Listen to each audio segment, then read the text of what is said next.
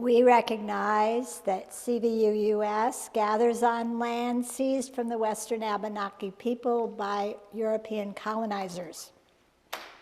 We respect the Abenaki's spiritual relationship to the land and waters of the Champlain Valley.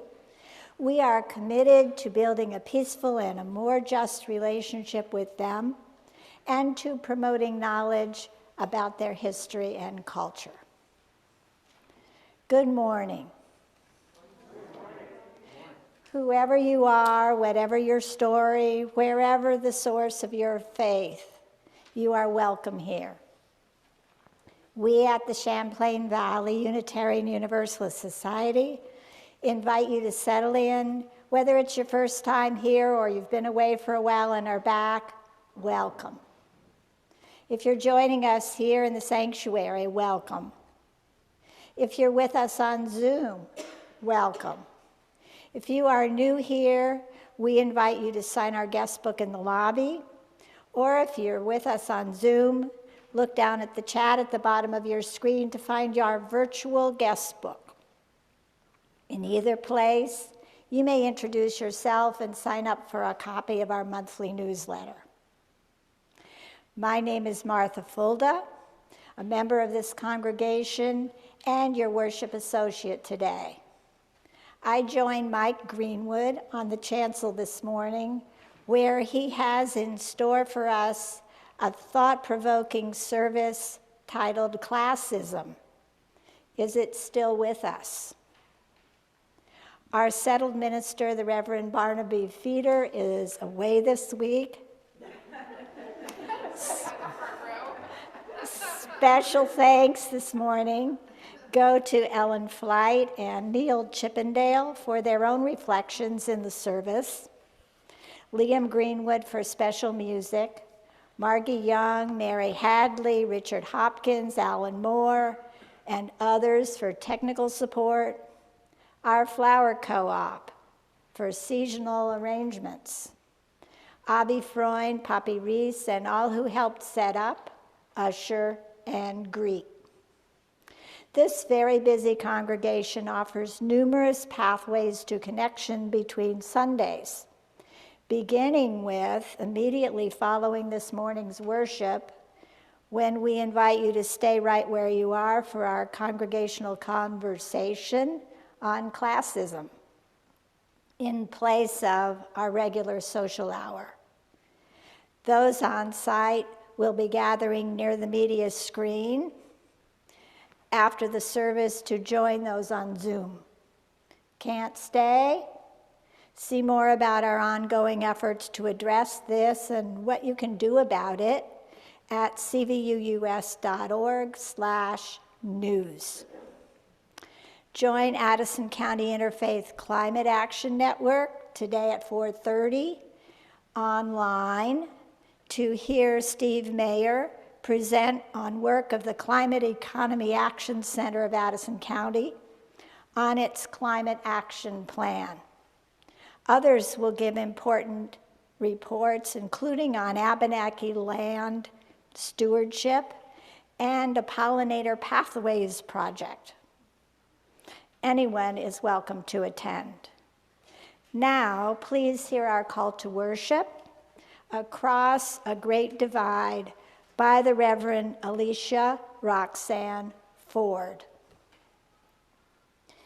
It feels like we are eyeing one another across a great divide, a divide I sometimes call class, race, ethnocentricity, theological perspective, and its implications for how we practice, how we live, and how we be. If you be you and I be me, if we speak truth in love with love, if we act, relate with integrity, if we unite our spirits, open and aching and whole and wanting and giving, then the work we engage, the communities we create, the power of who we can be, holds a great promise, a great hope for us and wider communities.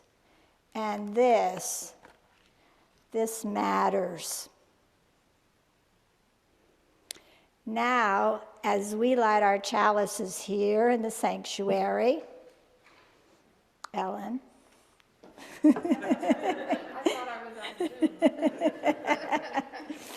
Zoom. You are welcome to light your own chalice wherever you are today, either actually or virtually. So we have our children's chalice, which in time will be carried out with the children when we have children in the service, more than one that we happen to have today. Welcome. Please join me in the chalice lighting words by Lindsey Bates in your bulletin or on the screen. To face the world's shadows, a chalice of light. To face the world's coldness, a chalice of warmth. To face the world's terrors, a chalice of courage. To face the world's turmoil, a chalice of peace. May its glow fill our spirits, our hearts, and our lives.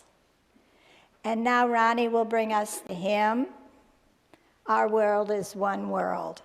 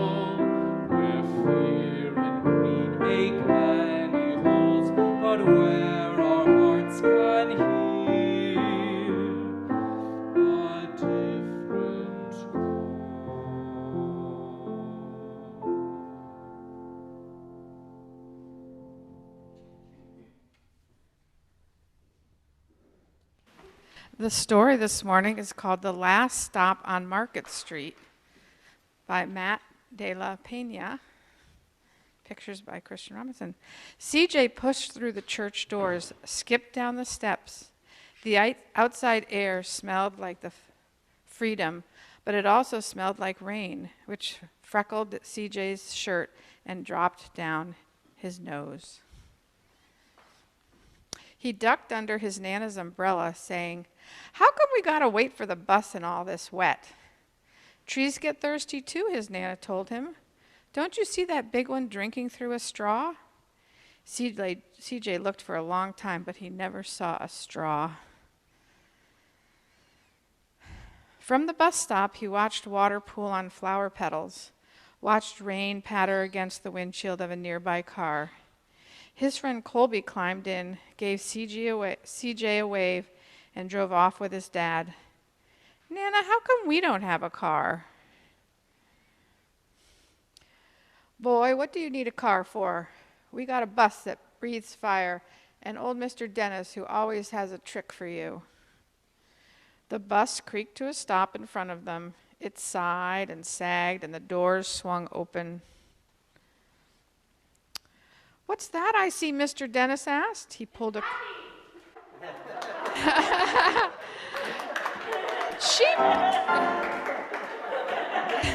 She popped out from behind CJ's ear, and it was placed in the palm of his hand.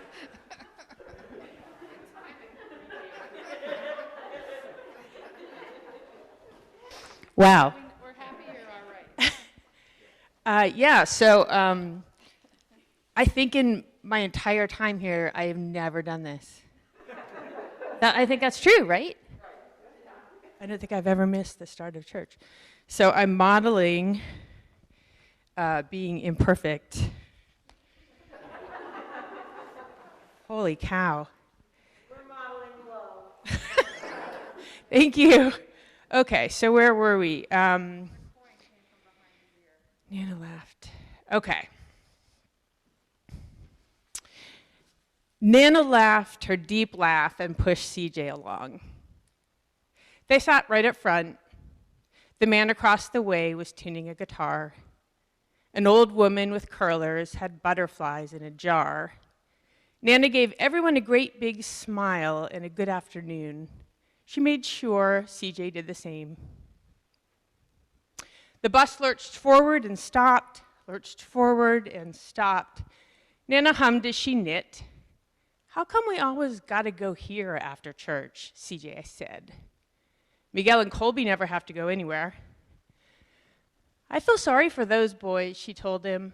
"They'll never get a chance to meet Bobo or the sunglass man. And I hear Trixie got herself a brand new hat." CJ stared out the window, feeling sorry for himself. He watched cars zip by on either side, watched a group of boys hop curbs on bikes. A man climbed aboard with a spotted dog. CJ gave up his seat. "How come that man can't see?" "Boy, what do you know about seeing?" Nana told him. "Some people watch the world with their ears." "That's a fact. Their noses, too," the man said, sniffing at the air. "That's a mighty fine perfume you're wearing today, ma'am." Nana squeezed the man's hand and laughed her deep laugh. Two older boys got on next. CJ watched as they moved on by and stood him back. "Sure wish I had one of those," he said. Nana set down her knitting. "What for? You got the real live thing sitting across from you. Why don't you ask the man if he'll play us a song?" CJ didn't have to. The guitar player was already plucking strings and beginning to sing. "To feel the magic of music," the blind man whispered, "I like to close my eyes." Nana closed hers too. So did CJ and the spotted dog. And in the darkness, the rhythm lifted CJ out of the bus, out of the busy city.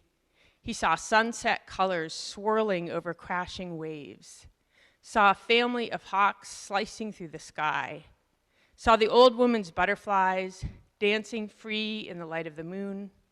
CJ's chest grew full and he was lost in the sound, and the sound gave him the feeling of magic.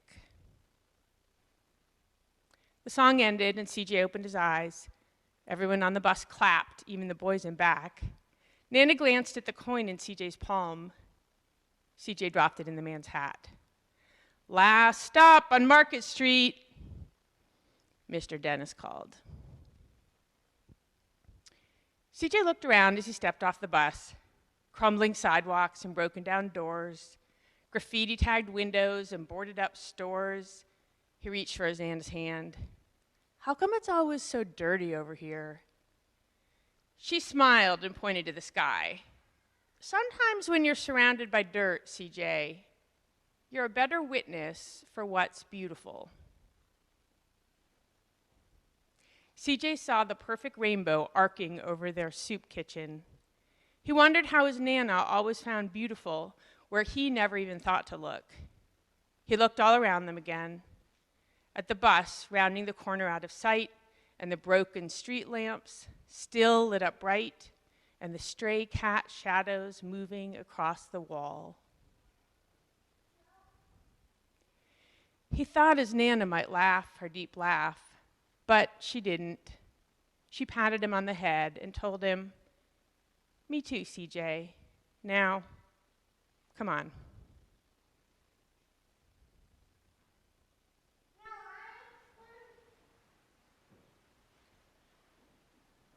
So the question I want to leave you with is, I'm wondering if there were any moments in the story when you were surprised.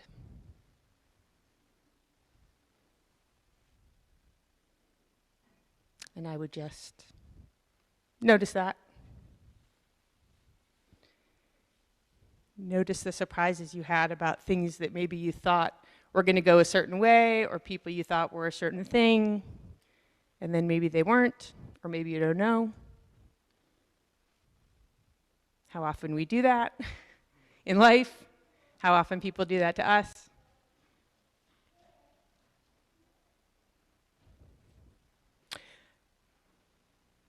And now I think it's time for the offering.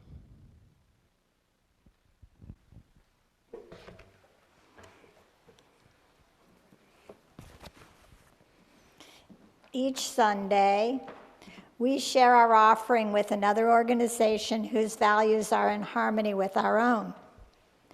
Today, we'll share our plate with All Souls Palatka in Florida, a new UU congregation that struggled for almost 10 years in their conservative part of Florida to reach critical mass and finally got there last spring, despite COVID. In the words of our own Barnaby, not only are they new, but they are on the front lines of the cultural wars where our values are being most tested. People in that conservative area need a UU refuge, and it would be great for them to know we are aware of their existence and cheering for them with our pocketbooks. Please write all checks to CVUUS. All cash and checks not otherwise specified will be split between CVUUS and our donee. Thank you for your generosity.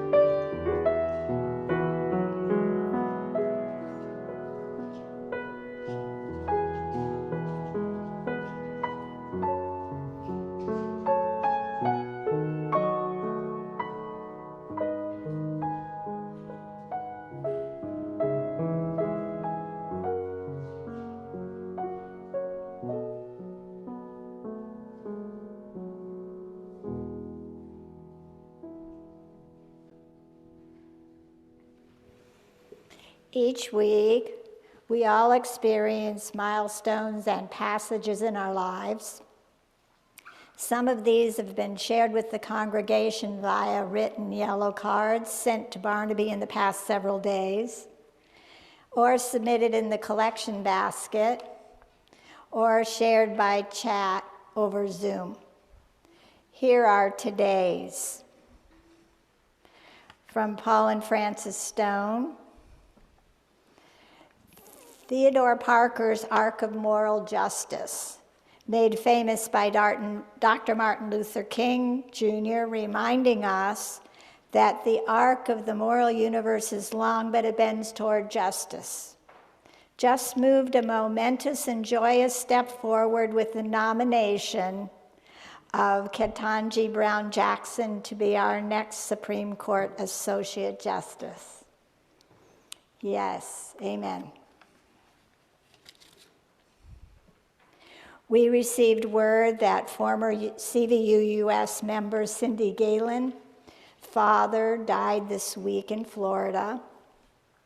We send Cindy our sympathy for her loss.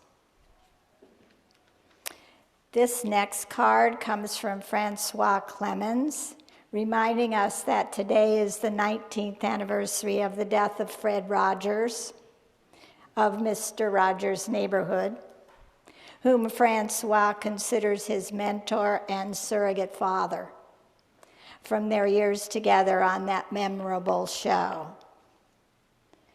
This next card comes to us from Morris Earl, a member of this congregation. He has shared with us before from his own experiences in work around the world, so connected with whom he tells us about here. Here is his card. This is in memory of Paul Farmer, who died this week.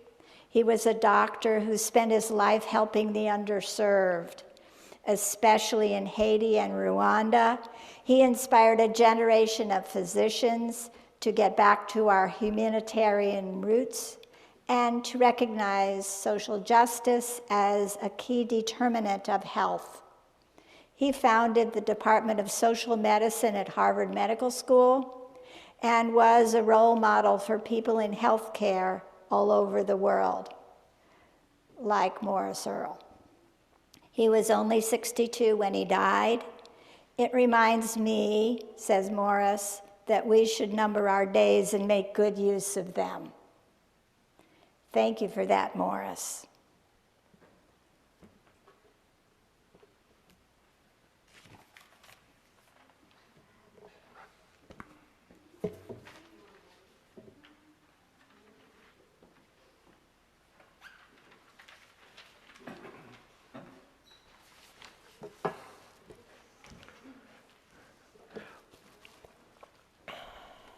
Let us enter a time of quiet meditation. Ronnie will bring us out of this time together with some quiet, gentle music. Let us begin by holding these words. Let us open our minds and hearts to a place of quiet, to the silent prayer for the healing of pain, and the soft, gentle coming of love.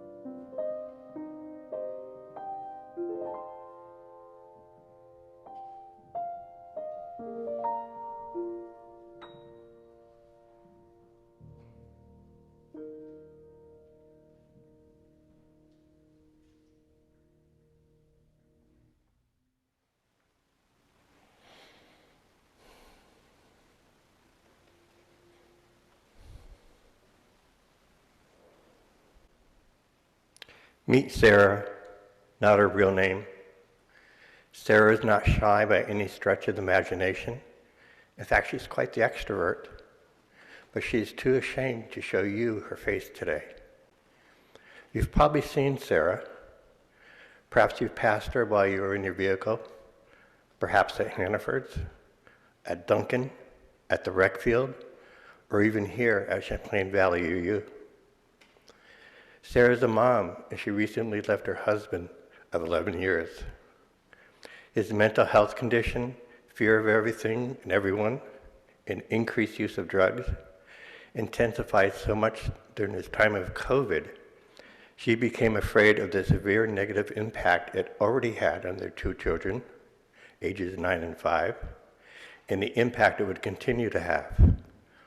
So she decided to leave for the mental wellness of their kids.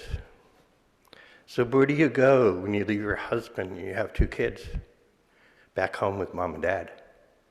Sounds like a solid plan.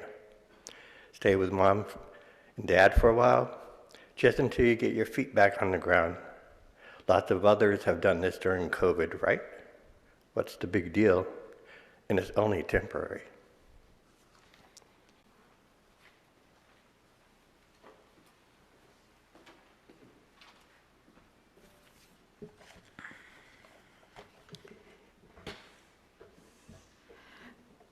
Good morning. My name is Ellen Flight, and I'm a member here at this congregation. So I think I can take that off. So I've been interested in class and classism for a long time, and I think in preparing for this, it may stem from the very different sides of my family of origin and how class played a role in that. And as I've thought about class, I've come to see that our understanding or lack of understanding of class often influences the discussions that underpin a lot of the decisions that get made based on assumptions we have and our elected officials have about wealth disparity, and income inequality. I'm reading the book with the group here called Caste, and in that book, Isabel Wilkerson defines class this way.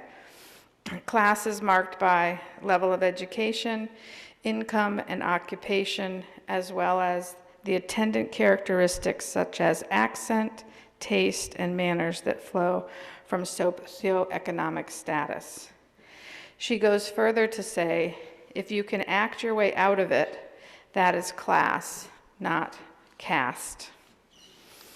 So the story of class in my family begins from before the beginning of my life. And by looking at my two grandmothers, I think you may see the answer to the question Mike asked of us, which is, when did you first become aware of class? And I think I became aware of it not realizing it was class. And so I have a little slideshow to share with you. And so if Margie will put up the first slide, which is the map of Connecticut, some of you may recognize. And my grandmothers were born on opposite sides of the state, one in Winstead, which is on the western side, and the other in Putnam on the right, and I've circled those. So the next slide shows two vessels that sit on a cupboard in my home, one from each of my great-grandmothers. So the first of my grandmothers was Marjorie Strong, and she was my father's mother, and she was born in 1895 in Winstead, Connecticut. The next slide. This is her father, Frederick Clark Strong, class of 1890 at Yale University. Her mother, known by her middle name, Maud, was originally from Kansas, and she was in the class of 1888 at Wellesley College. The next slide shows Marjorie in her wedding portrait. She grew up in Winstead on a street named after her family called Strong Terrace, where her father had joined the family business after graduation. Slide the next one. The Strong Manufacturing Company, seen here, specialized before the Civil War in silver-plated sleigh bells, and after the war in casket hardware. And their claim to fame that I grew up knowing is that they made the solid silver trimmings that are on Ulysses S. Grant's tomb in New York City. The company was sold to a national firm shortly before the Great Depression, and Marjorie was in the class of 1919 at Mount Holyoke. She returned after graduation to teach music and piano lessons, and one of the first issues after that was that she started becoming an old maid because she didn't get married. And so they looked around the town to see who might be suitable for her class, and the person who that was the minister at the local Congregational church, John W. Flight. So she married at age 29, which was really sort of late in those days. Now it's like right about on where a lot of people get married now. So John was from Ohio, and he received his master's in theology from Yale, and after that they moved to Haverford, Pennsylvania, where he began his teaching career as a professor at Haverford College. The next slide. In 1940, with money from her father, Marjorie purchased the farm in Hubbardton, Vermont, which is how my family got here to Vermont. It was a house, a barn, and 27 acres for which she paid $700 in cash, small bills, please. Which is a little phrase I heard. Slide 7. Everyone in the family, my father's family, pitched in to move cast-off furnishings to this new place. Next slide. There was no running water except for a hand pump from a well, and here's Marjorie standing outside. I don't know what she's washing, but they're by a wash basin. Next slide is the professor carrying water from the brook, because that's how you got it. And slide 10 is Marjorie standing at the corner of the house with her parents, Maud and Fred. One of the other phrases I grew up with is, my father apparently was told regularly, remember, your mother is a strong. Marjorie died in 1953 at the age of 58 after having had breast cancer for 10 years.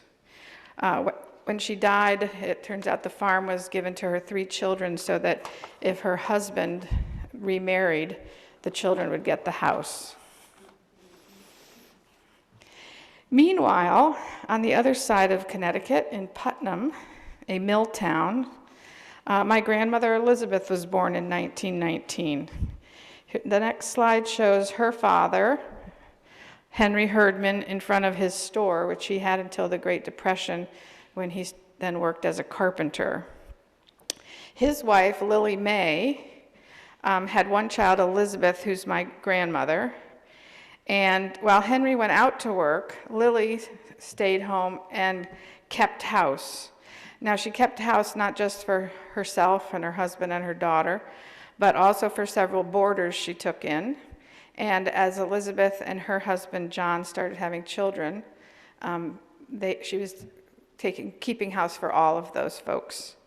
My mother was born in 1930, and at the beginning of the Great Depression.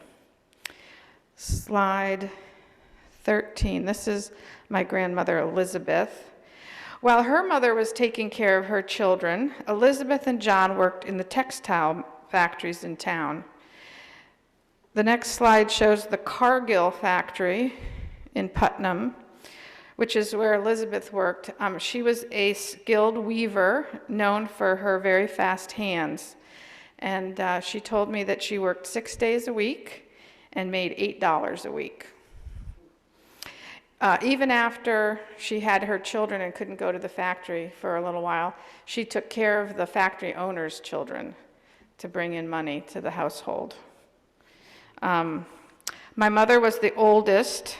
She was a very good student, and she became the first in her family to attend and graduate from college. And on that side of the family, I was the second person to attend and graduate college. The next slide. In my mother's sophomore year, her parents, who had been saving for decades, were able to build this house on 20 Edmund Street in Putnam, and they moved in with no mortgage, having saved their money.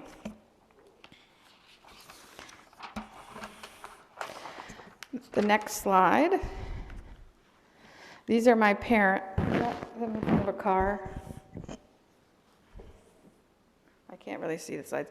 So my parents met at Willimantic State Teachers College, now called Eastern Connecticut State University, where my father had gone to attend a teacher certification course on the GI Bill after graduating from the University of Pennsylvania.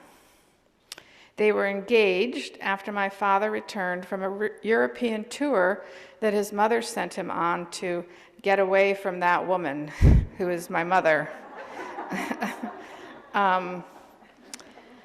My parents were married for 62 years until my father died.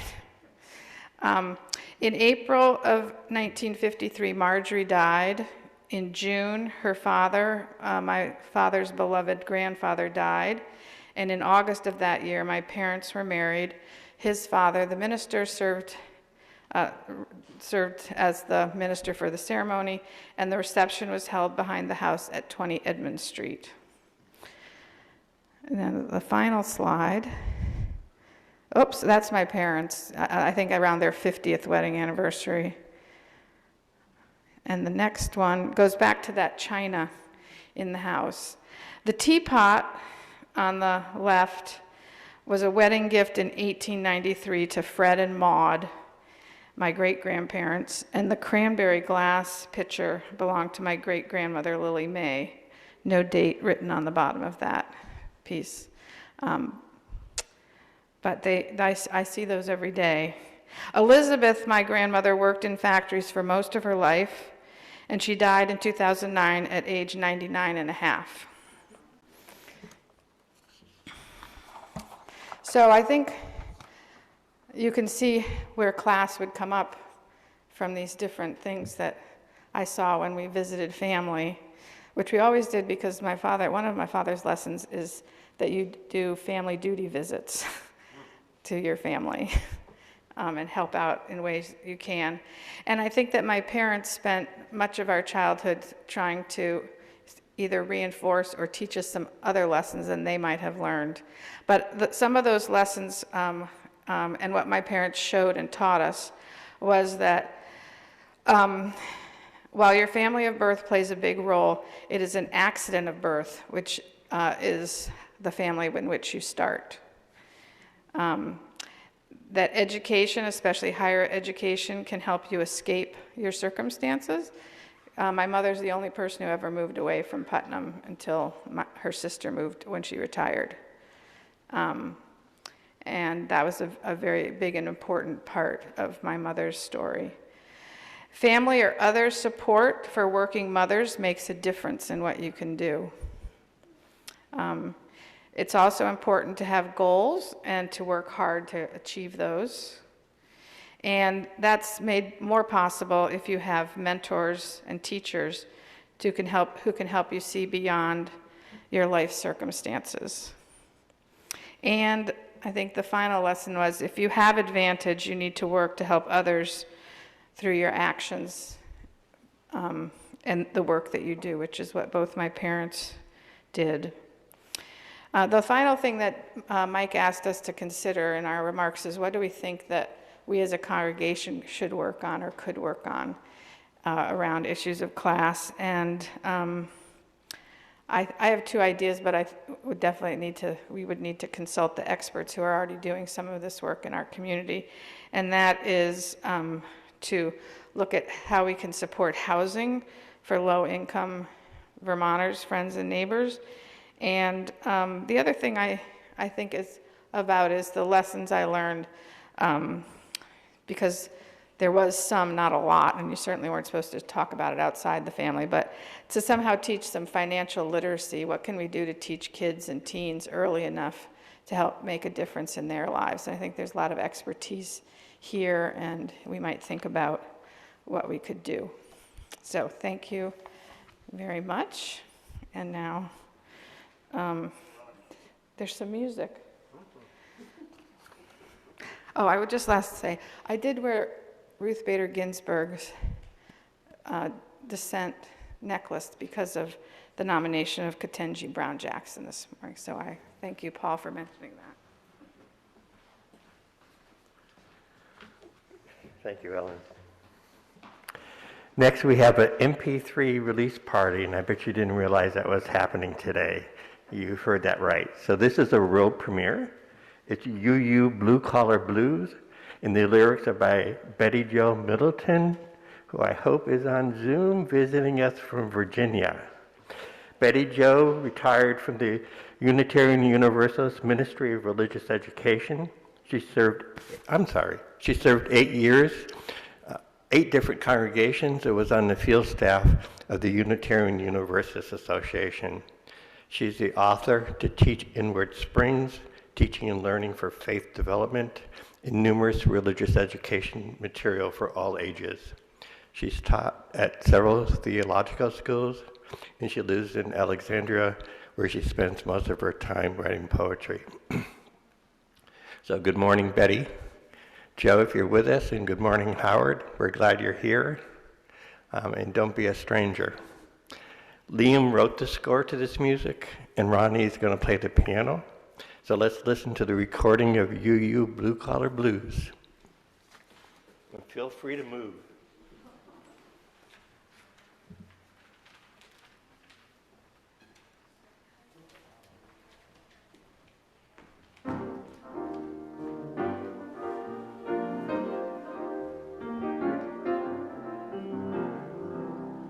Oh, you don't need to have a PhD to make conversation with some folks like me, 'cause we're you, the same as you, and that's how it ought to be. Well, the first time that things went sour, I showed up at the coffee hour. Some folks asked me where I went to college, but it seemed like they were interested in testing my knowledge. Now some UUs eat black-eyed peas, some drink fine wine with fancy cheese, and some families are doing well, and others have been struggling for quite a long spell.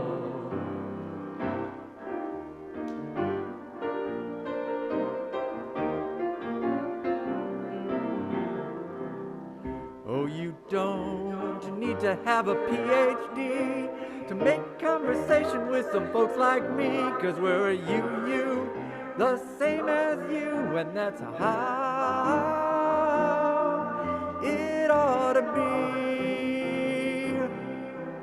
Yes, some children are quite successful, some have issues and lives so stressful. Some do public and some private schools. Some stay at home and on their own learn different rules. We hope UUs will not be clannish when there's Arabic mixed in with Spanish, Asian accents or a southern drawl. But as UUs will smile at you and say, "Hi, y'all."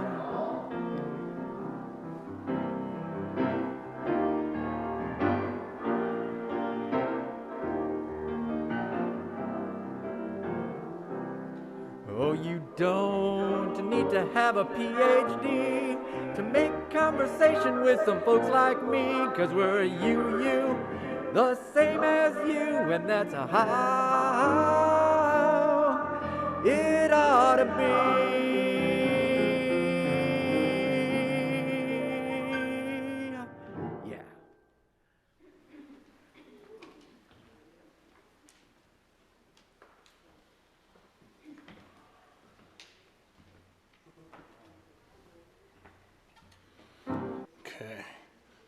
get the mask off without interrupting the hearing aids and the glasses and the other things that are stuck up here.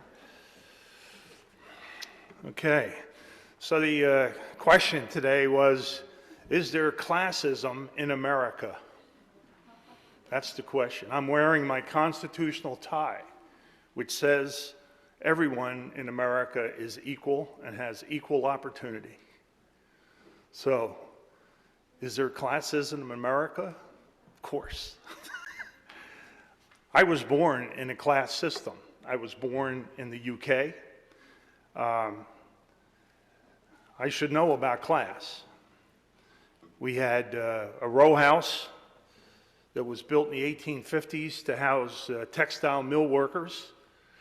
Had been my grandmother's house, and when we moved in, when my mother and father moved in, and then the rest of the family appeared, we were all together. So this thing had 5 rooms, including an attic.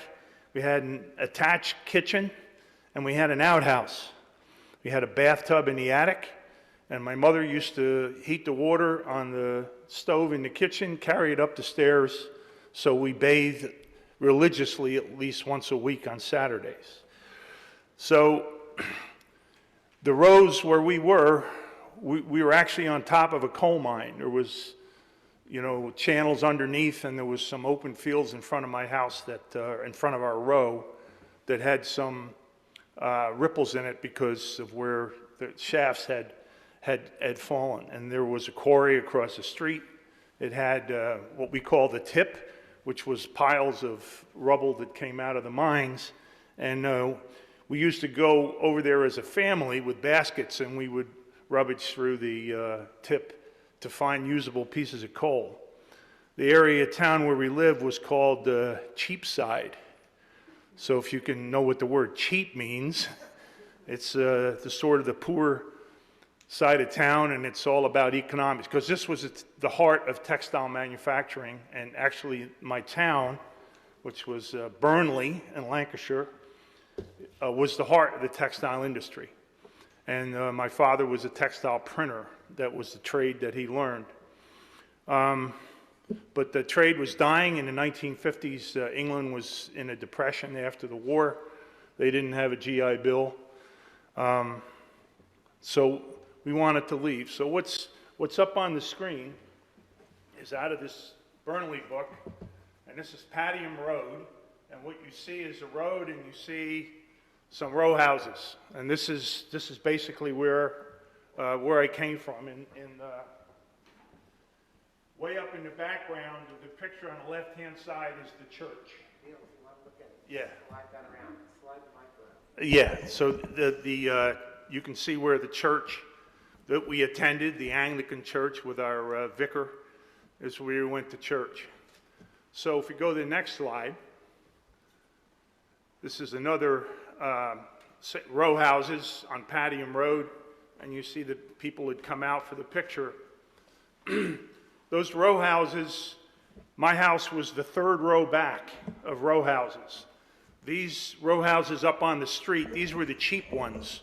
They were back and fronts. They had people in the front and people in the back, and they had basically 2 rooms and an attic, no outhouse, no kitchen.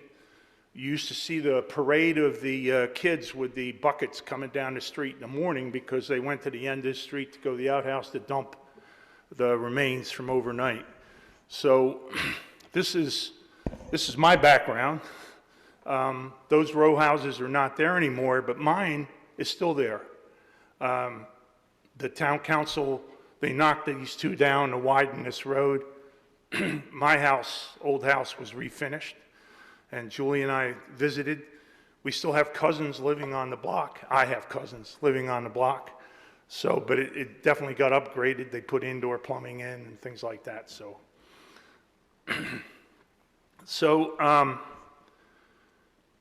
we came here. It was, you could see what we were leaving. When we came here, we went to Canada first and then the United States. It took about 3 years to get the paperwork done. But under the Federal Immigration Quota Act, which regulated who could get in the country, we were from the United Kingdom, which was good, and we were also white. So that enabled us to get a fairly easy ticket. You needed a sponsor for a job, and you could get in here. So we came in here in 1960 and a 1949 Ford across the Canadian border at Plattsburgh. Car broke down. Anyways, we're here. So in England, they had a class system, and obviously my family was at the bottom. We were farmers, shepherds, carpenters, miners, mill workers. Today, if I still lived in Burnley, and nothing had changed, I would be a step up. Because what happened here is in the 50s and 60s, a lot of people from the Commonwealth states moved. So the center of Burnley is now mostly South Asians, Pakistanis. The local soccer team, football team is owned by a Pakistani businessman. So we would have moved up a rung without even moving. So, so the next slide. This is Townley Hall, and that's spelt correctly, Townley Hall. This is where you saw that church in the background, on that picture of Paddingham Road. Townley Hall's on the other side of that, okay? It's 440 acres. It's the largest park in Burnley. It's a museum and a park, and you can go there and enjoy yourselves. But in my day, we couldn't get in because it had a big high wall all around it and gates and all those kind of things. This was the home of the Townley family from about 1200, and they owned a lot of estates in the area. This had its own chapel. It had a carved altarpiece that came from Antwerp. So this was where the other half lived. All right, and so this was restored actually starting in the 21st century, 2003, and again now it's a park with acres of. So my family had one famous person, and his name was Thomas Chippendale. So. He was a cabinet maker, and he came from a place called Otley, which is a village in Yorkshire, and there he is. You can see the family resemblance. I'm getting the right pose. I gotta grow my hair out, but you think about period furniture. You think about Louis XIV, William and Mary, or early Baroque, Queen Anne, but Chippendale. This is like unique. It's not Louis XIV. It's not some crowned head. This is just an ordinary person, a workman.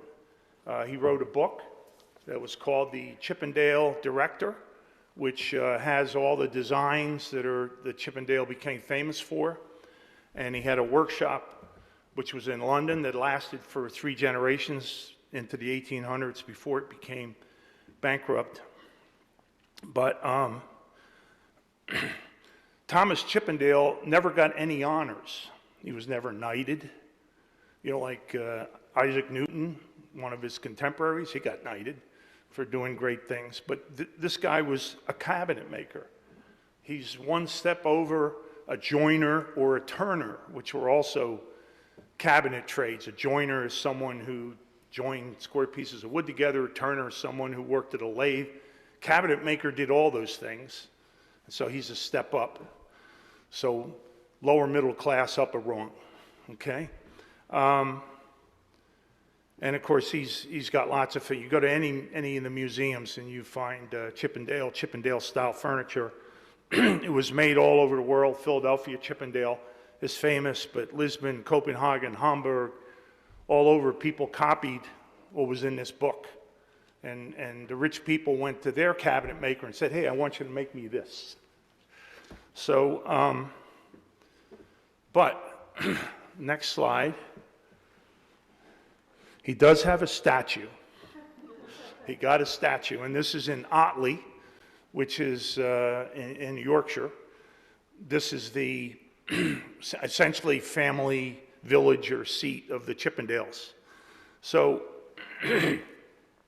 everybody's been reading Cast, I hope. I get my notepad is over here on my, it's about yay thick.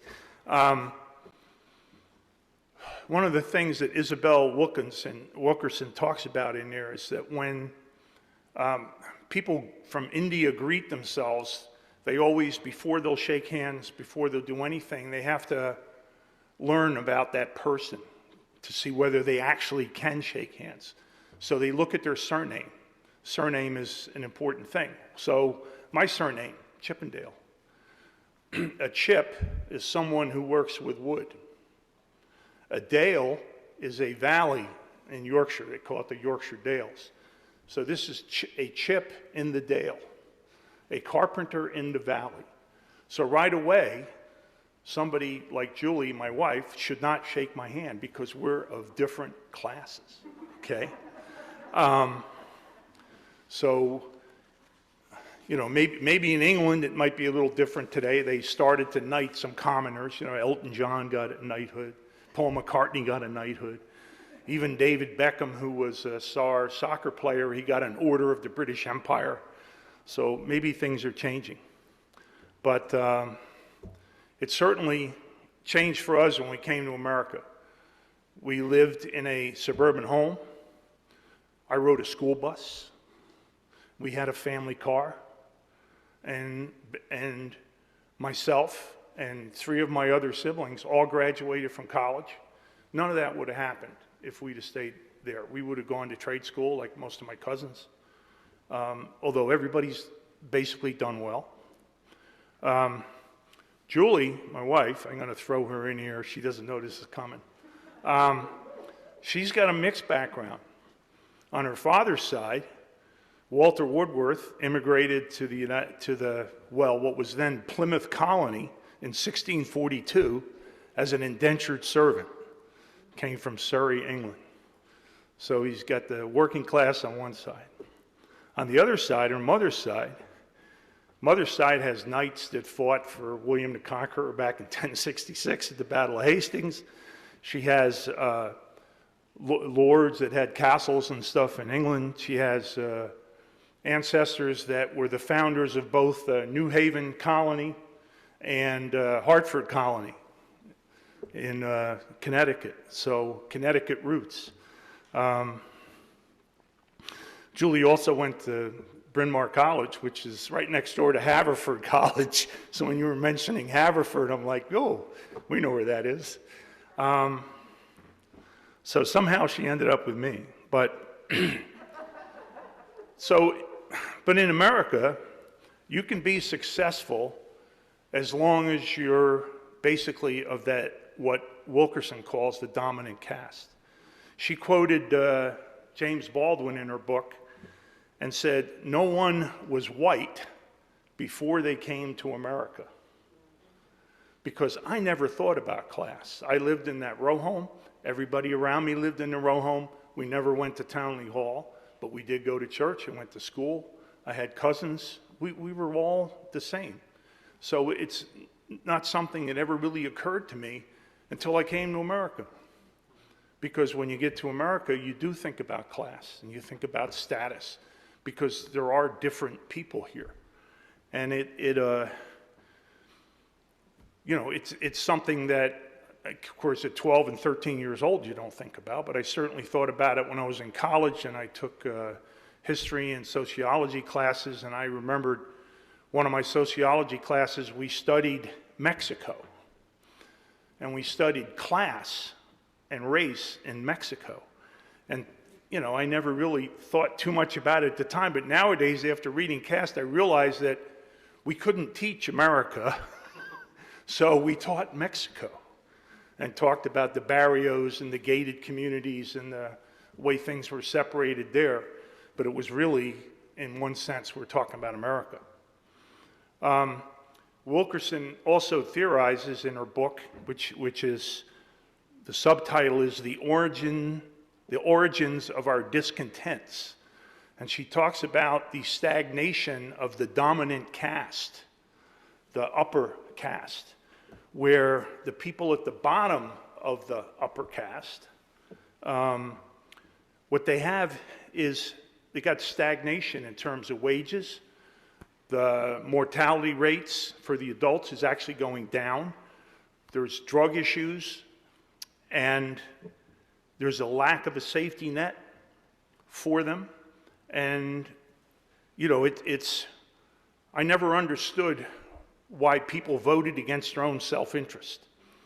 When I read this book, I realized they're doing it because they have a bigger picture. They're looking at their place in the community. It's like, why did poor whites fight for the Confederacy? Got people that didn't own slaves or didn't have a plantation. And it became a lot clearer to me when I read this. So is there a class in America? I would say darn right there is. And the book cast really shows a light in that. So those of you that are joining that, I haven't been able to do it, but I've been in a couple other cast book discussions. So, and I hope you all stay afterwards for the discussion, congregational conversation afterwards. So thank you.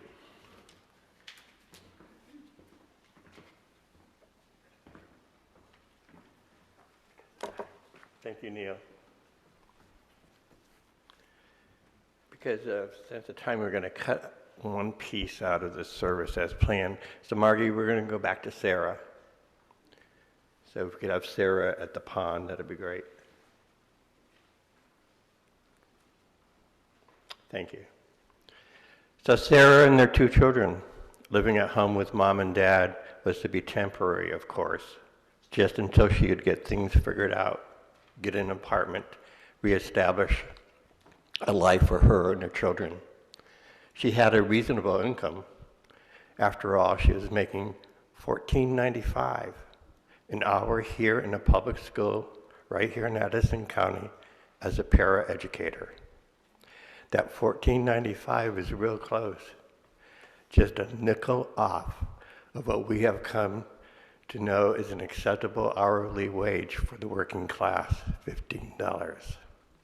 Here in the land of Bernie Sanders, that is our mantra, $15 an hour. Affordable apartments are hard to find in Addison County, in Vermont, and just about every other place. But Sarah did find one after 3 months of searching. It was in a safe neighborhood, had a yard, was close to an elementary school, and all the other amenities that you could want in the community. In fact, this apartment is just on the street from where Liam and I live.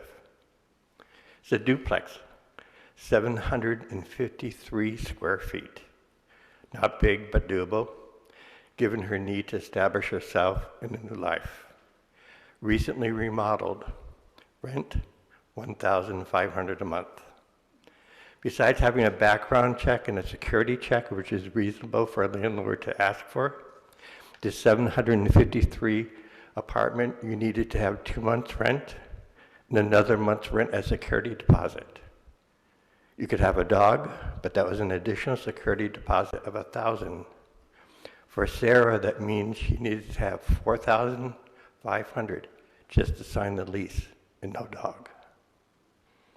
So let's revisit our mantra of $15 an hour, because I was there once too, believing it was a fair wage, not a great wage, but a fair wage. 2 independent sources, Strata Ista and Massachusetts Institute of Technology, agree a living wage here in Addison County for a single adult and 2 kids is $40.04, and that was in 2020. Sarah makes less than half that amount. And for your information, in 2022, the federal minimum wage is still stagnant after decades at $7.25 an hour. And Vermont's minimum wage is only $12.55. So when I sit with those 2 numbers, I need to ask myself, are we keeping the poor poor intentionally Is this our caste system? Earning $15 an hour, working 40 hours a week, an individual cannot afford an apartment here in Addison County.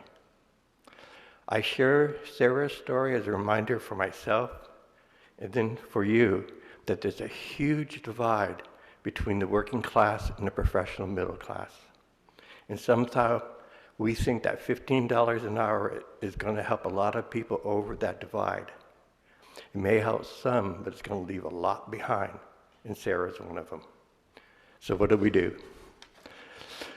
I don't have all the answers. I wish I did. But first I need to applaud you, as this congregation has been steadfast in its exploration of class and classism. We even made changes in how we raise money. My circle is not wide, but every month I interact with individuals from other UU congregations across the United States, and we're the only radical congregation that gives away free tickets to bid on items at an auction. So what else can we do? According to Bobby Harrell in her cycle of liberation, the first thing we do is we self-educate, and that's what we're doing here today. I'm going to suggest that we share more of our class stories. I learned from hearing from Ellen and certainly from Neil. Thank you. So let's do more of this. Share our stories as Ellen, Neil, and Sarah have done today. Bobby's second step is we create community with people who are on board with us. Maybe we partner with an organization here in Addison County. Maybe we start our own organization. Maybe we invite those who are not making $15 yet to share their stories and let them tell us how we can help them. Maybe we work with Vermont Folk Life Center to record stories and educate ourselves and our legislators. The options are limitless. Another of Bobby's step is we create change. We influence policy. We share and transform institutions. I'm going to suggest that we do another class audit here at Champlain Valley, as we did 6 years ago. From worship to fundraising, are there classist elements that we can address in the style or the way that we do things here at Champlain Valley? Perhaps we let our elected representatives know what we learned here today, realizing that legislative change is not quick but slow, and oh my, is it slow. We've been talking about that $15 for over 6 years now. Maybe when talking with our neighbors and the conversation rolls around to schools as it usually does, we share Sarah's story. She's employed here. We educate. There are other pieces to Bobby's cycle of liberation, but this is a start if we're engaged just in these three: educate, build community, and influence policy. So let us begin by doing just that. I know it's not part of the service, but I need to thank with immense gratitude everybody that's been involved in this. So Ellen and Neil, Ronnie, the tech team, and everybody else. So thank you. To Betty Jo Middleton for your beautiful song, Liam and Ronnie for making it happen. And for all the others, thank you. Jackie Robinson said, "A life is not important except in the impact it has on other lives." I would amend that to, a life is not important except in the positive impact it has on other lives. So let us begin having a positive impact by working for a truly living wage here for our neighbors in Vermont. May it be so. Blessed be.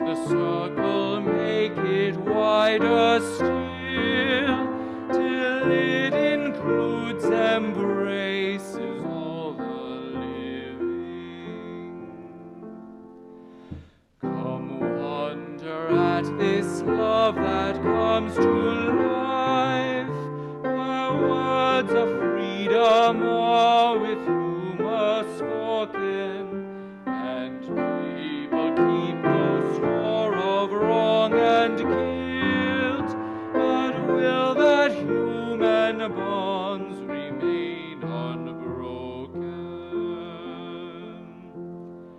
Join then the movement of the love that frees, till people of whatever race or nation will truly be themselves, stand on their feet, see eye to eye with laughter and elation.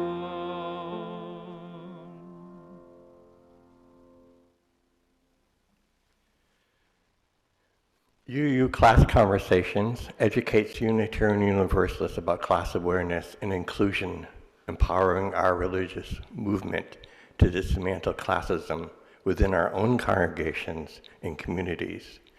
And I'd like to share words from Dorothy Emerson, who is a founder of UU Class Conversations.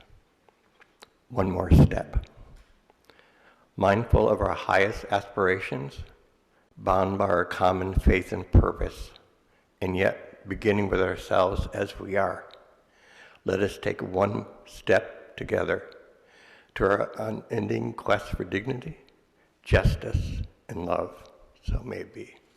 Thank you.